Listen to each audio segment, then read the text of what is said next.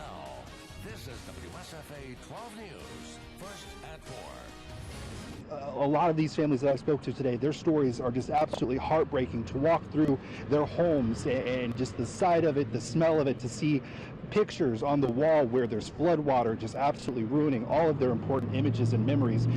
It's just absolutely devastating. We've spent weeks going through this document. We took what we found to the school board, school system, and to parents, and tonight we're sharing our findings with you. Mark, we're in the backyard of David Sadler. He's lived here with his wife and 2 children for the past 2 years. Not long after he moved in, a piece of that fence behind me here fell over, and what he saw on the other side shocked him. It's been a wet and wild day across the state, seeing a whole bunch of different things. You can see this bench over here still has some of the aftermath of this snow. It is frozen solid over here. There's this plant behind me here. It's dead. It's frozen. I mean, you just touch it, the leaves just pop off just like that. Sorry about that plant. That's right, Judd. Most parents are waking up right now and shipping their kids off to school, but would your child know what to do if someone grabbed them and shipped them off to another country? Now, because of the unexpected decision to suspend Dr. Boyd, the trustees decided to hold off on having that budget discussion. The stands behind me here are going to be filled with football fans tomorrow, but earlier today, the room was packed at the RAYCOM Media CAMELLIA Bowl Alabama football legend luncheon.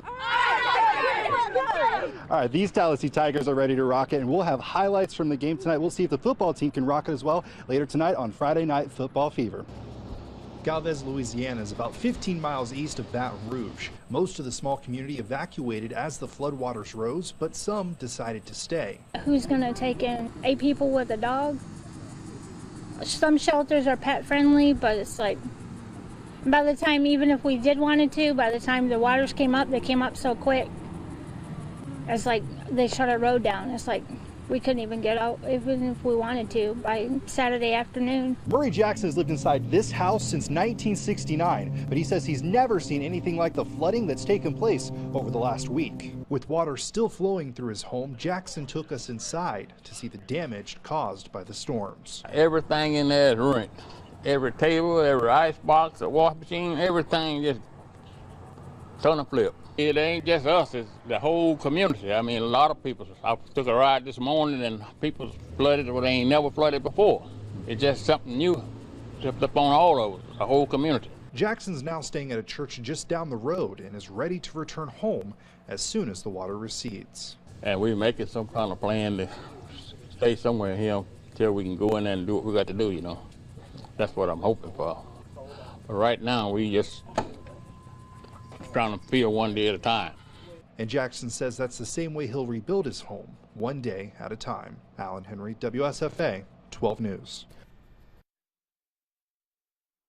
The only thing I could think of when I got back here and saw what was happening was making sure the animal was dead. Nicholas Hughes says it was instincts that kicked in Saturday when he heard his daughter Harper scream in their backyard because a rabid raccoon was gnawing at her leg. I ran back here and I kicked it with my right foot, and it bit through my shoe and into my foot. I had to use my left foot to try to break its neck because it wasn't letting go of either me or her. State Public Health veterinarian Dee Jones says rabid animals are typically more aggressive. And that aggressive behavior is actually the way the virus is propagated from one animal to the next through the salivary glands. That night, one of Hughes' neighbors sent him a picture of the raccoon limping, taken hours before the attack. Jones says that should have been a red flag. Raccoons that are out during the day, typically a nocturnal animal, an animal that feeds at night, is out during the day, usually because he is infected with the rabies virus. Hughes and his daughter are going through the rabies treatment process, but he knows things could have been much worse. She was kind of laid back like this, and it would have just taken a few seconds for it to make it up to her neck or face, and at that point it would have probably been too late. The Alabama Department of Public Health says cases like this are extremely rare. They only have 2 or 3 each year, but they say it's important to know what to do if it happens to you. Val? All right, thanks a lot, Alan. As the recovery efforts continue here in Baton Rouge, one of the biggest questions now is what to do with the flood water that still remains. But some residents in the water are causing some problems. Crews are moving into Alligator Bayou Road and are planning to cut a 70-foot break to release some of the high water. Nearby residents who weren't impacted by the flood have some mixed feelings about that idea. I don't know. I don't know who's affected on this other side of the road, but I mean, whatever they think is best, but without adversely affecting people that have not been affected yet. Yeah, you could raise the road 5 feet, and then you'd flood hundreds of people on that side that haven't flooded. Or it spills across and you flood the people that are downstream from here. There's all kinds of questions. What should be done?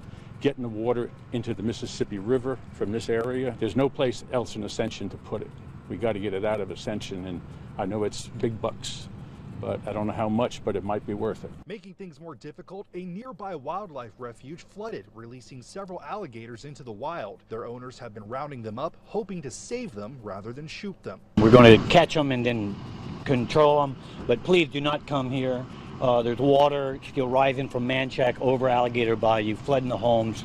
So we need your cooperation. Do not come in this area. Don't ride your bike down here. Stay away until all the construction's underway and all the water is gone. And hopefully until all the alligators are gone too.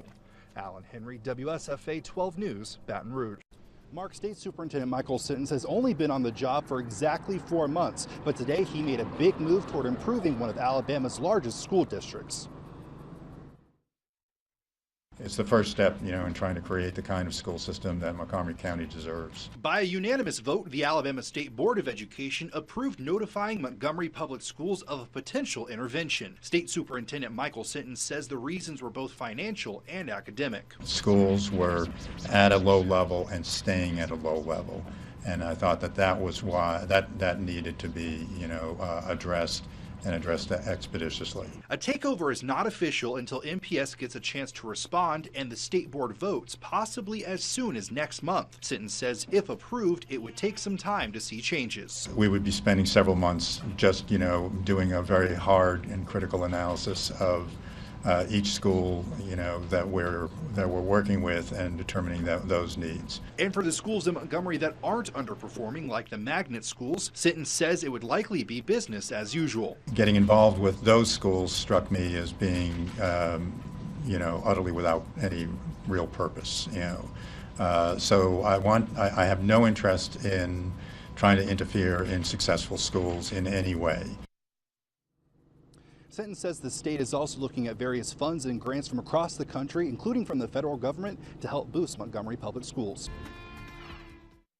Imagine getting a check for $6,000 only to find out a month later you have to give $5,000 of it back. That's the nightmare Stanley Mashad found himself in after he received and spent his tax refund this year. Stanley was filing jointly with his wife for the first time, so he decided to go to H&R Block for help, but a software glitch caused Stanley's refund to become a liability. I just wanted it done right, and apparently I chose the wrong people to go to. It wasn't nothing I did. I didn't enter anything in. I didn't, have the software, and I didn't use their software. I figured a big company like that would stand behind their mistake. But they didn't, at least not at first. Stanley even paid for their peace of mind insurance, but his claim was denied 3 times. Hours before our interview, I emailed Stanley's story to H&R Block hoping to get a response. Their timing couldn't have been better. Okay, well, I'm doing the interview right now with Channel 12. And they said they had a note this morning from corporate office saying that they're playing Stanley Mashad's claim. Stunned, Stanley couldn't believe what had just happened. It takes a lot of stress off my shoulders. I am truly relieved. I've done been around the world with this. Until I came to you, nothing got done. Stanley was in the process of hiring a lawyer, but now thanks to the 12 News defenders, he finally has the peace of mind he paid for. Allen Henry, WSFA 12 News. It was shortly after 8 p.m. tonight when the truck from Adullam House in Wetumpka arrived at the First New Testament Church in the heart of Baton Rouge. The church sent an SOS out to groups across the South just a few days ago for supplies. Pastor Lee Shipp pretty much kind of said, hey, we need all we can get help-wise, body workers, food, sheetrock, mud. So we put the need out mostly on social media and just spread the word. And the community of Wetumpka, Montgomery area just started pouring out. What was supposed to be a 6-hour journey actually ended up being a 12-hour one, but for the best possible reason. The response from the River Region community was so overwhelming, it actually overwhelmed some of the trucks. Probably a good thing we don't know the exact weight, because they were definitely overloaded, the 2 box trucks. One of them had a blowout on the way down in Atmore, Alabama. and then we were about to get on the I-10, and the turbo blew off of the diesel engine, so we had to stop, but we're glad we made it and get it all unloaded. Members of the church say they're thankful and will put it all to good use. We're absolutely baffled of how much stuff we've gotten in, but just for our community, we want them to know that we love them, and we want to show them the love of Christ by helping them in any way we can, and we have stuff and want to bless people with it, with whatever we have. They won't have to go far to start. 30 families that attend the church lost everything in the floods. Allen Henry, WSFA 12 News, Baton Rouge. For a lot of families in Baton Rouge, today is the first chance they've had to go through the devastation after the floods. They say the damage they're seeing is overwhelming, but so is the support they're receiving from all across the country. Nearly 80 volunteers from Samaritan's Purse have been going through homes in the Baton Rouge area, helping people like Mike Turner rebuild. They came in here like a bunch of angels, and they're finishing my house for me. I had some of it done. They told me to quit. They come finish the rest of it. For some volunteers, the devastation is all too familiar, but they're hoping they can provide the same help they once received. Samaritan's Purse came into St. Bernard Parish 11 years ago, on the 29th of August, and started to help us from Hurricane Katrina. So it's time for us to get back. So that's what we're doing here in the Baton Rouge area today, is giving back. Turner, a retired firefighter, is no stranger to scenes of destruction. He just never thought it would happen to him, but still, he's counting his blessings. You know, you come home, everything's normal, you comfortable where you're at, and then the next day, everything's just gone. Ain't nothing you can do about it but fix it, you know, but you can. But I don't know, I got my wife left, I got my life left.